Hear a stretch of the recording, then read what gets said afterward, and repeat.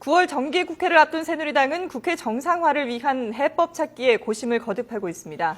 민주당은 당분간 원내외 병행 투쟁을 계속한다는 방침을 세운 가운데 이번 주가 국회 정상화의 고비가 될 것으로 보입니다. 네, 국회 나가 있는 취재기자 연결해서 전국 상황 알아보겠습니다. 박순표 기자. 네, 국회 나와 있습니다. 자, 여야의 대치가 계속되면서 9월 정기국회가 파행을 맞을 것이라는 예측까지 나오고 있죠?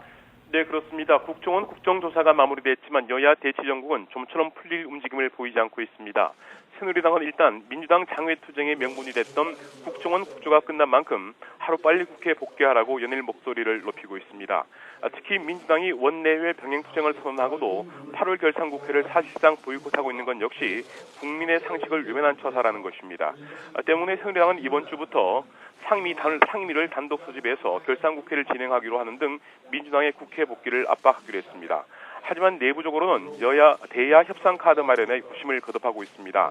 여야 대치가 장기화될 경우 국정을 책임지고 있는 여권에 결코 유리할 것이 없다는 판단 때문입니다.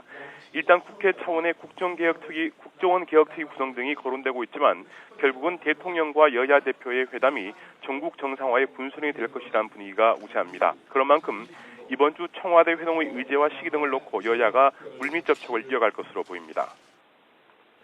네, 민주당은 일단 원내외 병행 투쟁을 계속한다는 강경 입장이죠. 그렇습니다. 민주당은 국정원 국정조사 이후에 오히려 대여 투쟁 수위를 높이고 있습니다. 원내외 병행 투쟁을 시작하면서 여권에 요구했던 대통령 사과나 남재준 국정원장의 해임, 김무성 의원 권영세 대사의 청문회 출석 등 어느 것 하나 관철되지 않았다는 것입니다.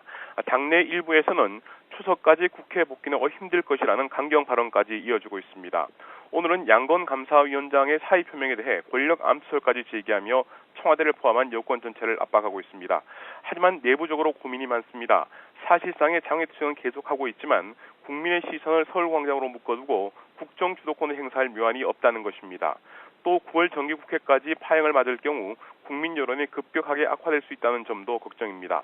때문에 외부적으로는 흔들림 없이 장외투쟁을 이어가면서도 이번 주 당 지도부를 중심으로 청와대 회동 등을 놓고 물밑 접촉을 이어갈 것으로 보입니다. 결국 정기국회가 일주일 앞으로 다가온 가운데 이번 주가 여야 전국 정상화의 최대 고비가 될 것으로 보입니다. 지금까지 국회에서 전해드렸습니다.